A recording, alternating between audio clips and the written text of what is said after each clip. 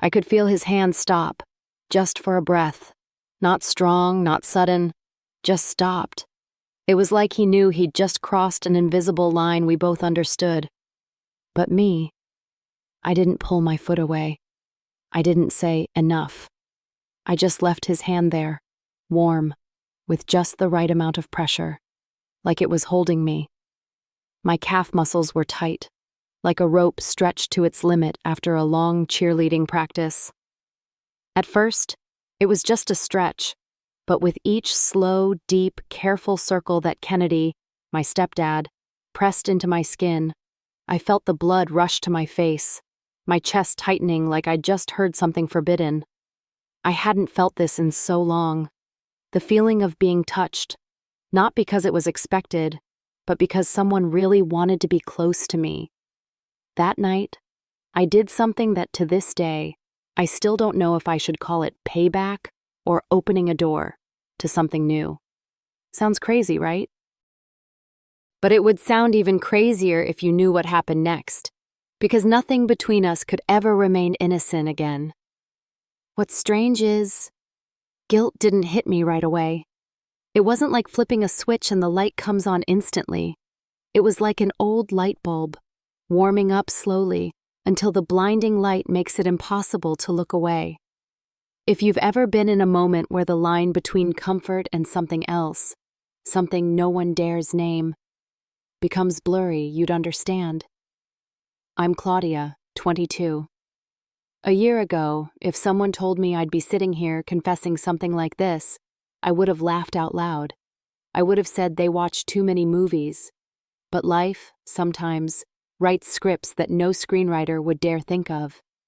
My mom remarried when I was 15. Kennedy came into my life not with grand speeches or big gestures. He was a quiet man, but always present. He drove me to school, asked about my homework, remembered my practice schedule.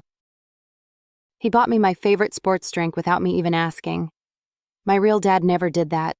He never noticed the small things. But Kennedy did. That difference at first just made me feel lucky. Then my mom picked up some night shifts at the hospital. At night, it was just the two of us at home, me and Kennedy. We had dinner together, sometimes pizza, sometimes the stew he made. We sat and watched TV, talked about school, about places I wanted to go. I started noticing sometimes he looked at me not as his wife's daughter, not as a kid, but as someone he could listen to, understand, and sometimes make him laugh for no reason. I can't point to the exact moment everything changed. It didn't start with a hug or a kiss.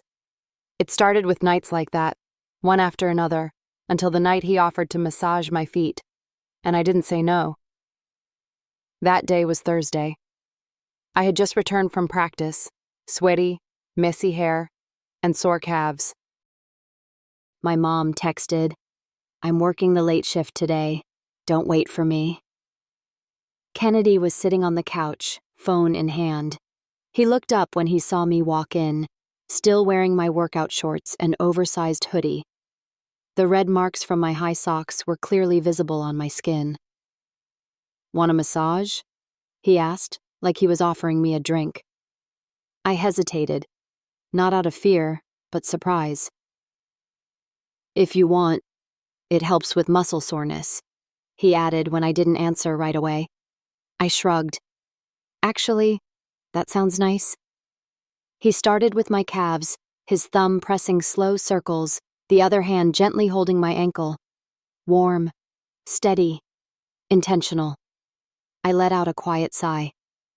"You're good at this. I used to help your mom all the time. After working at the salon, her legs would be sore. But today was different. My breath was deeper than usual. The space between us felt thicker. He didn't cross the line, didn't touch anywhere forbidden. But with every stroke, every time his fingers lingered, it felt like he was saying something that words couldn't express. When he stopped, I looked up. Our eyes met long enough for me to know. We'd crossed halfway and neither of us was turning back. And then, I don't know why, I said, Do you want me to do it for you? He paused for a few seconds, then answered, if you want. I wanted to, not out of politeness, not out of any sense of debt, but because I didn't want that moment to end. That night, I lay awake, replaying every touch, every breath. His hand on my thigh, his low, steady voice, the look in his eyes when his hand left me, like he was holding on to something. I picked up my phone, typed quickly, "Thanks for the massage, I feel better." The reply came almost instantly. "You've been training a lot. I'm always here." Always here. That phrase made me feel something both safe and dangerous. The next morning, I woke up early, dressed neatly in my pajamas, hair combed, cheeks slightly flushed. He was making coffee. When he saw me, he smiled. "Up early today." "I couldn't sleep," I replied. He handed me the cup.